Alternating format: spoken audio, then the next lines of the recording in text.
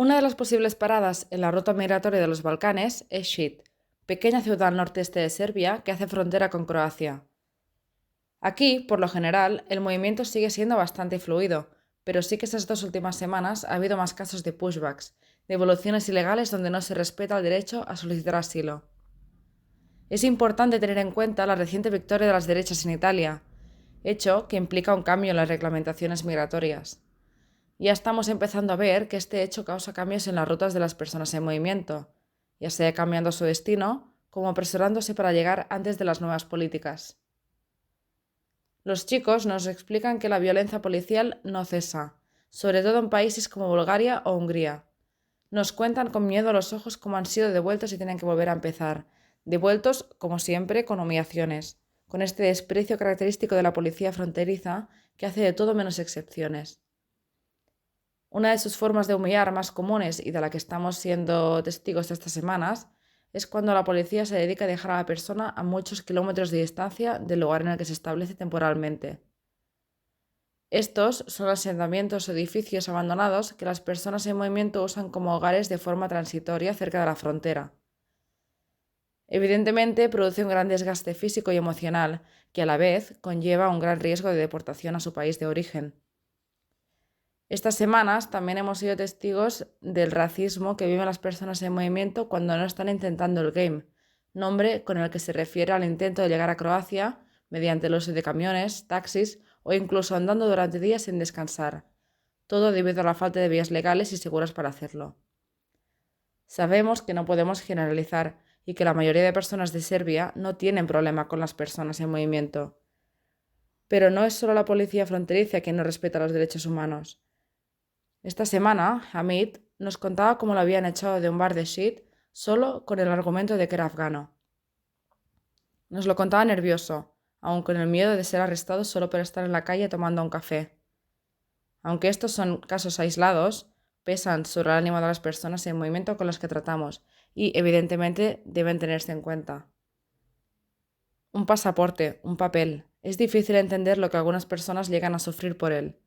Huir de la desgracia o el simple derecho a tener esperanza en otro lugar, razones tan obvias y tan difíciles de entender para algunos.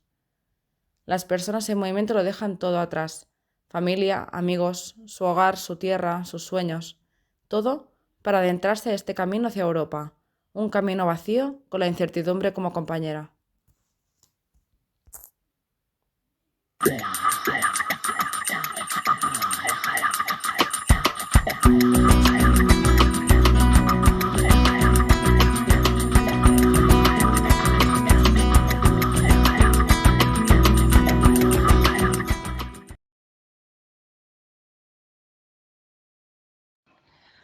Hola a todas, hola a todos, soy Laura, una semana más actualizando la situación desde Bihać. Esta semana me gustaría compartir con vosotros la historia de una mujer con quien tuve el placer de coincidir en uno de nuestros encuentros que organizamos para las personas en movimiento que están de paso por la ciudad de Bihać. A estos encuentros les llamamos Tea Party y entre snacks, refrescos, tés y cafés compartimos bonitas charlas e incluso jugamos a cartas o hacemos otras actividades al aire libre.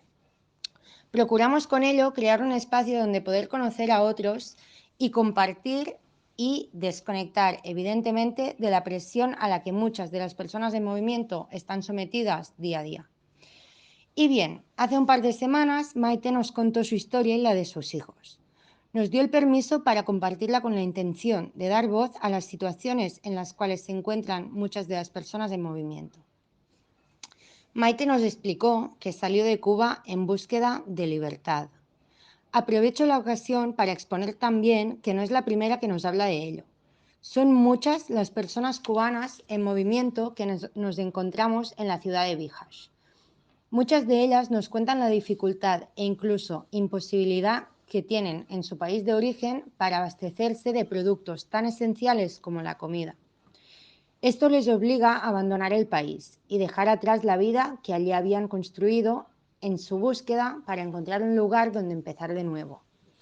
Sin embargo, con la falta de vías legales y seguras para que las personas de origen cubano lleguen a los Estados Unidos o a la Unión Europea, muchas de ellas nos cuentan que su mejor opción es volar a Rusia o a Serbia países donde se les permite la entrada.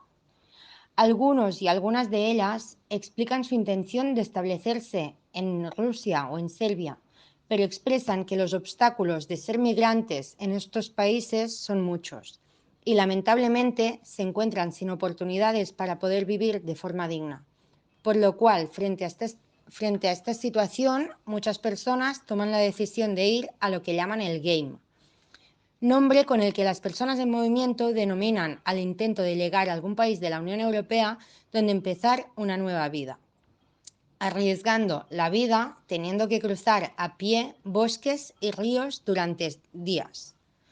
En muchas ocasiones, las personas en movimiento nos cuentan que pagando elevadas sumas de dinero pueden cruzar ocultos en taxis o camiones, pero que cuando no tienen recursos lo hacen andando durante horas e incluso días. Esta última opción es la que nos cuentan que tomaron Maite y sus hijos en su intento de llegar a Croacia desde Bosnia. Maite, junto con su hija de 11 años y su hijo de 17, salió de Bihać un viernes a las 6 de la tarde y regresó de forma forzada el lunes siguiente por la mañana. Fueron 3 días, aunque como nos expresó, la percepción del tiempo se distorsiona por completo cuando se vive una experiencia así. Durante estos 3 días anduvieron por el bosque horas y horas, sin apenas poder descansar, comer o incluso beber agua. Estuvieron en territorio croata 2 veces, aunque su experiencia quedó lejos de la alegría de sentirse por fin a salvo. En ambas ocasiones la policía croata los devolvió ilegalmente a Bosnia. Los 2 encuentros con la policía fueron duros, aunque voy a compartir con vosotros parte del segundo. Eran las 10 de la noche del domingo. Llevaban ya 2 días en el bosque y era la segunda vez que entraban en territorio croata, aunque poco tardó en aparecer la policía. Maite les pidió a los agentes ayuda como demandante de asilo. Sus hijos lloraban. Tras unas horas tensas intentando convencer a la policía para que les ayudaran, por fin pareció que los agentes estaban dispuestos a ello.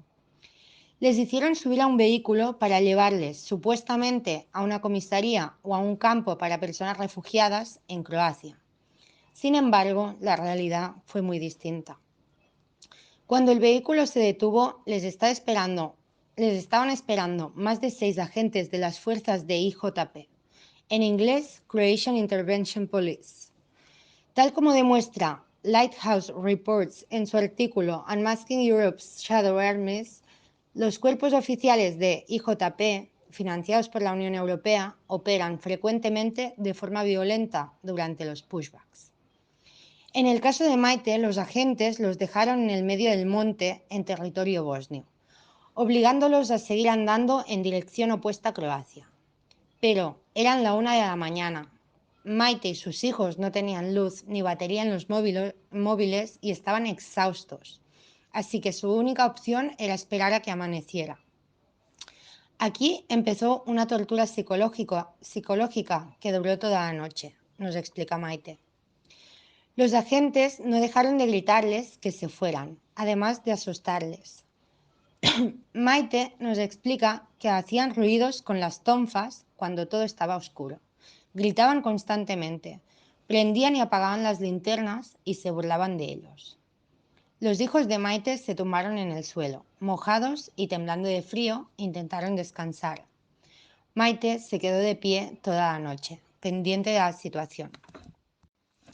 Cuando al fin amaneció, Maite y sus hijos se pusieron en marcha con la intención de llegar a cualquier sitio donde poder descansar. La idea de seguir e intentar cruzar la frontera ya no existía en sus mentes. Maite necesitaba sentir que se encontraba a salvo. Al no tener internet, siguieron su intuición para llegar, devastados, al campamento de refugiados de Bihać. Escuchamos a continuación cómo Maite nos comparte su llegada al campamento. Solamente necesitaba dormir, llevamos muchos días sin dormir, comer y fundamentalmente saber que la vida de mis hijos estaba a salvo. Porque en esos momentos uno se cuestiona haber puesto la vida de sus hijos en peligro. Desde aquí aprovecho para agradecer a Maite su consentimiento para compartir su historia con los seguidores de nuestras plataformas y reivindicar así lo que muchas de las personas en movimiento experimentan a diario. Gracias por escucharnos y hasta la próxima semana.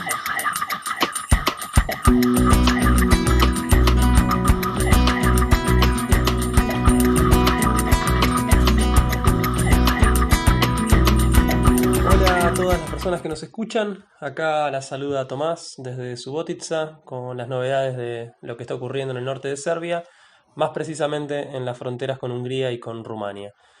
La semana pasada contamos los alcances de nuestro proyecto, también hablamos un poco de la situación dentro del campo que se encuentra en Subotica y por último narramos algunos casos de violencia que hemos registrado en la frontera.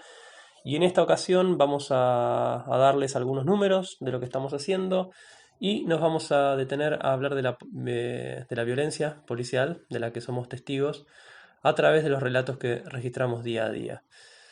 Bueno, como anticipamos en el podcast anterior, a partir de la semana pasada expandimos el proyecto de la Anonym Kitchen acá en Subotica hacia nuevos sitios y aumentamos el alcance de nuestra actividad. En estos 15 días brindamos alimento, elementos de higiene y agua potable a más de 2.000 personas. También hicimos unas 260 duchas de agua caliente con las vicisitudes que trajo el mal clima y el hecho de que notamos que también en algunos squats que visitamos, muchas personas están optando por abandonarlos y por tratar de conseguir otros refugios más al reparo, o bien también están yendo a los campos, que por cierto, los 3 campos que están dentro de nuestra órbita de acción, es decir, Sombor, Subotica y Kikinda, están desbordados y sobrepoblados de gente. En estas últimas 2 semanas se acentuó aún más uno de los principales flagelos que, tendremos de ahora en más, que es ni más ni menos que el frío. Las lluvias se hicieron frecuentes y llegaron al norte de Serbia para quedarse y estamos registrando cada vez más casos de gripes, de resfríos, de anginas, de enfermedades respiratorias relacionadas a las pésimas condiciones en las que las personas están viviendo en los squats, en los bosques, muchos de ellos y de ellas sin abrigo, sin calzado, sin medias, ni bolsas de dormir, ni tampoco tiendas de campaña. Por otra parte, y cambiando de tema, como solemos decir en cada podcast, la violencia fronteriza no cesa y esta semana traemos relatos que forman parte de los testimonios que la Anonym Kitchen toma para la Border Violence Monitoring Network.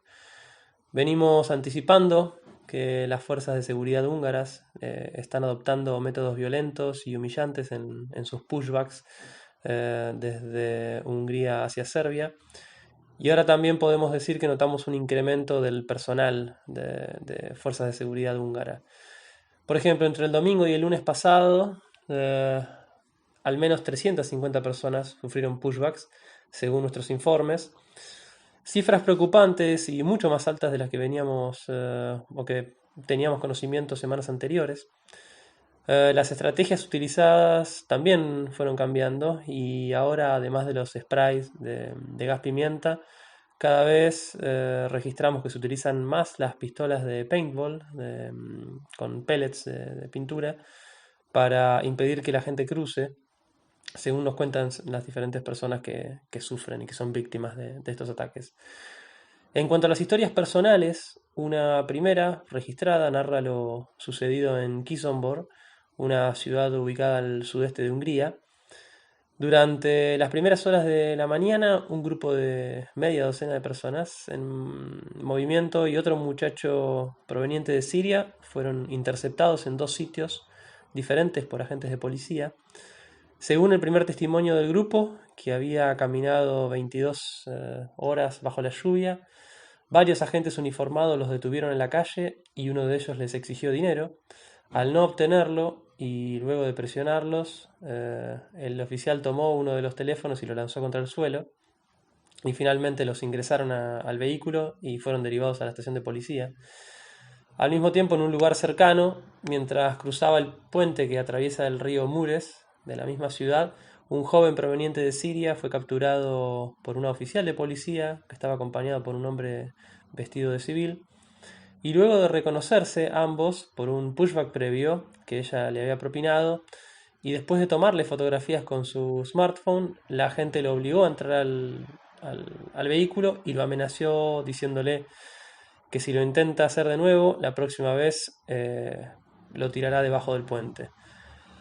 Las 7 víctimas fueron trasladadas a un centro de detención donde permanecieron unas 5 horas encerradas en una pequeña celda donde ya se encontraban alrededor de 25 personas. Y bueno, pidieron agua y alimento, pero no les fueron entregados. Y finalmente las más de 30 personas fueron trasladadas en un vehículo hasta la frontera y forzadas a cruzar a pie hasta la ciudad de Horgosh, en Serbia. También registramos que a finales de agosto, un grupo de 20 personas procedentes de Siria, 15 de ellas adolescentes, fue interceptado cerca del río Kiz-Sori-Xatorna por 2 patrullas y 4 oficiales uniformados de Hungría. De acuerdo con lo narrado por uno de los jóvenes, la policía los obligó a inclinarse en el suelo y comenzó a propinarle puñetazos, patadas y golpes con bastones y también con una rama de árbol. Luego registraron sus mochilas y destruyeron sus teléfonos móviles y sus powerbanks, al tiempo que también tomaron el dinero que portaba cada uno por un total aproximado de 1.200 euros. La víctima recordó que mientras esperaban que llegara la furgoneta que los trasladaría hasta la frontera serbia, los agentes caminaban entre ellos y los golpeaban. Nos dijo que elegían a una persona para abofetearla sin razón alguna y que era como un juego para ellos. Antes de ser obligados a cruzar la frontera, fueron trasladados a una pequeña sala donde permanecieron detenidos y les tomaron videos a cada uno de ellos. Casos como estos, que iremos narrando semana a semana, se van registrando a diario y son solo algunos de los ejemplos de lo que sufren a diario las personas en movimiento que intentan ingresar a Hungría. Por último, y para cerrar, en el podcast pasado habíamos anticipado el lanzamiento de una campaña para comprar tanques de agua para utilizar en los squats. Y Nobleza obliga, traerles la buena noticia de que ya pudimos comprar un tanque de 750 litros para proveer agua potable y para poder hacer duchas calientes en sitios donde no hay acceso al agua. Y bueno, todavía nos quedan comprar algunos más, pero bueno, es una buena noticia que queríamos compartir con ustedes. Gracias por su ayuda y su colaboración. Bueno, eso fue todo por estas 2 semanas. El equipo de Subotica les agradece por escucharnos y bueno, espero que puedan compartir la información con más personas. Será hasta la próxima semana.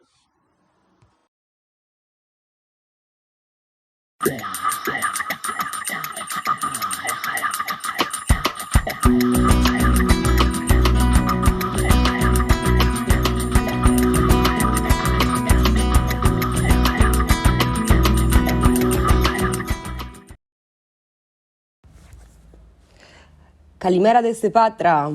Estas últimas 2 semanas han sido muy ocupadas con muchos desafíos que abordar. Actualmente las fábricas están tranquilas, pero recientemente hubo mucho movimiento con jóvenes menores de edad que llegan y se van de Patra. A veces se han quedado solo una semana. Muchos niños están pidiendo ropa deportiva negra para intentar hacer the game. Pero debido a la cantidad de ropa que hemos regalado hasta ahora, nos estamos quedando sin ropa y zapatos para eso. Es una pena cuando no podemos darles las cosas que necesitan. Espero que pronto recibamos más donaciones. Esta semana esperamos viajar nuevamente a Atenas para recolectar más donaciones. Recientemente los voluntarios se fueron, por lo que el equipo está bastante pequeño, lo que significa que hay mucho que hacer. También han habido una serie de problemas con el coche, por lo que las distribuciones se han hecho mucho más difíciles y a menudo significa que tenemos que visitar las fábricas más tarde en el día. Hemos estado haciendo algunas de las distribuciones vía taxi. Recientemente tuvimos que mudarnos a una nueva casa de voluntarios. Hubo un gran problema con la electricidad, así que tuvimos que quedarnos sin electricidad durante 20 días. Fue una experiencia interesante y mostró cuán dependientes somos de la electricidad para hacer nuestro trabajo. Pero ahora ese problema se ha resuelto, simplificando nuestro trabajo y haciendo que la casa se sienta mucho más hogareña. Dentro de las fábricas ha habido una serie de cosas con las que lidiar, principalmente involucrando a la policía. Hablamos con uno de los recién llegados que nos dijo que él y los otros dos han sido llevados por la policía temprano en la mañana. Dijo que no había nada que provocara esa reacción de la policía, ya que en ese momento estaban durmiendo. Nos dijo que las condiciones en la comisaría eran pésimas, que estaba sucia y que también había insectos peligrosos. Nos dijo que creía haber contraído sarna allí. La sarna se puede propagar fácilmente en las fábricas debido a las malas condiciones de vida, por lo que los casos siempre deben tratarse lo antes posible. Afortunadamente, el hombre con el que hablamos fue liberado y pudo regresar a la fábrica. Sin embargo, sus dos amigos fueron llevados a otro lugar, no sabe dónde. Este evento parece haber desatado una nueva ola de actividad policial alrededor de las fábricas. La policía se llevó más jóvenes temprano en la mañana, pero esta vez eran menores de edad. Fueron retenidos en la comisaría, a pesar de tener papeles y documentos regulares. Siempre estamos muy agradecidos por todo el apoyo de las personas y empresas de Patra. Hemos establecido relaciones con las panaderías que nos donan pan, que los muchachos de la fábrica siempre están tan felices de recibir. Queremos hacer una mención especial a la farmacia Tsolakis, que nos ha estado donando material médico de primera necesidad como antibióticos, cremas y analgésicos. Recientemente hicimos una entrevista con la farmacia, le preguntamos por qué quería ayudarnos tanto, nos contó su experiencia ayudando a otras ONG, dijo que lo único que quería hacer era ayudar a esas personas que han vivido un infierno, en cualquier forma en que ella puede. Otro de los muchachos de la fábrica nos contó que solo ha estado en Patras durante 2 semanas y extraña mucho su hogar y su familia. Esas personas tienen que experimentar cosas tan terribles, tienen que dejar atrás todo lo que conocen, luego viajar durante horas y horas en condiciones oscuras y aterradoras, con la amenaza de la policía siempre alrededor. Y luego, una vez que llegan, las condiciones de la fábrica son no hogareñas o acongeladoras. Las fábricas son lugares peligrosos donde ocurren muchos accidentes. Por ejemplo, recientemente uno de los muchachos se lastimó ambos pies en la fábrica. Por suerte, la Cruz Roja pudo ayudarlo. Etiquetamos a esas personas como refugiadas. Esa etiqueta a menudo lo hace parecer menos humanos y se van como una palabra despectiva. Pero cuando escuchas historias sobre sus familias, sus hogares o cuánto extrañan su vida anterior, te das cuenta de los similares que somos todos. Todos somos personas. Su experiencia no lo hace menos humanos. Todos deberíamos recordar ese hecho.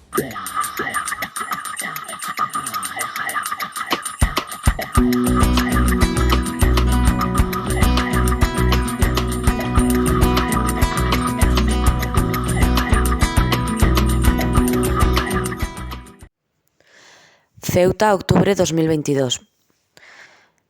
Uno de los hechos más graves que estamos observando en Ceuta en este último tiempo es la imposibilidad de obtener cita para poder hacer una solicitud de asilo. En la plataforma informática de solicitud de cita se informa al solicitante de que no hay citas disponibles, sin establecer un horizonte temporal en el que la cita pueda ser obtenida.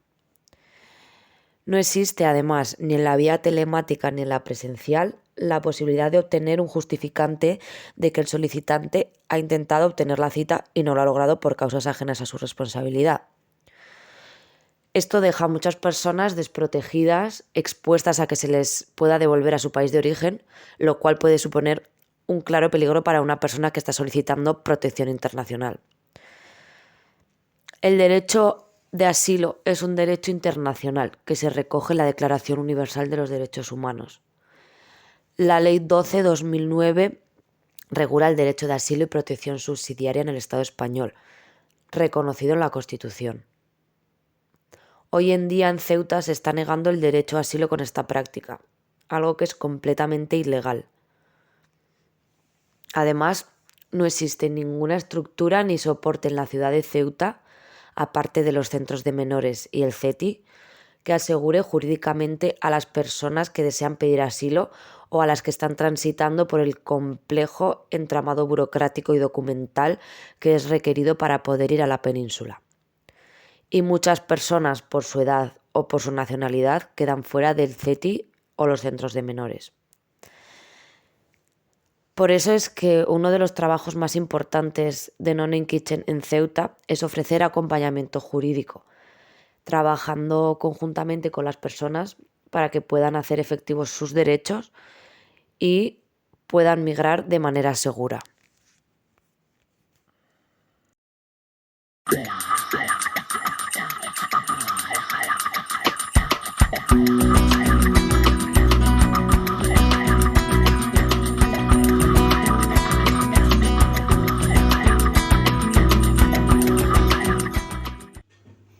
Hola, soy Cometa y voy a actualizar sobre la última semana en Melilla.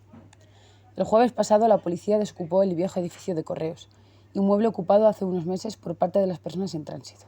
La falta de espacio y servicios para las personas de origen marroquí lleva a la gente a autoorganizarse y a encontrar soluciones alternativas. La represión estatal fue acompañada, como siempre, de acciones violentas por parte de las fuerzas del orden. Un chico nos contó que mientras dormía solo en una habitación fue rodeado por unos policías que le golpearon y le aporrearon al mismo tiempo. Reiteramos una vez más que estas situaciones no pueden ni deben ser abordadas como cuestiones de orden público y que la represión no es una solución válida para remediar los problemas sociales que caracterizan a la ciudad de Melilla. De hecho, las personas que se desplazan siguen acercándose al CETI para ser atendidas y la respuesta que reciben es la de ser derivadas de una institución a otra, quitándose responsabilidades y haciendo perder el tiempo y la vida a estas personas. El CETI sigue denegando la entrada a personas de origen marroquí, sin ninguna razón válida, a pesar del requerimiento del defensor del pueblo señalando esta inaceptable falta. Hablando de violencia estatal, hemos observado que la Policía de Fronteras está retrasando la cita de la entrevista a las personas en tránsito, obligando a la gente a esperar hasta 1 mes y medio para poder solicitar asilo. Esto significa que las personas en tránsito tienen que vivir en condiciones de calle durante más de 2 meses, y esto tiene consecuencias tanto mentales como físicas, especialmente con la llegada del otoño y los primeros síntomas de frío. De hecho, los chicos están empezando a ponerse enfermos por tener que pasar todo el día fuera y dormir en chabolas. Sin embargo, esto no detiene a los chicos menores que siguen intentando el risky para subirse a los ferries que los lleven a la península y continuar su viaje. De hecho, en los últimos días muchos lo han logrado y se encuentran en centros para menores en la península. En cuanto a nosotras, con la bajada de la temperatura, hemos dejado la playa para volver al skatepark, donde los chicos siguen viniendo a compartir espacios y vibraciones positivas juntos. Nos seguimos escuchando.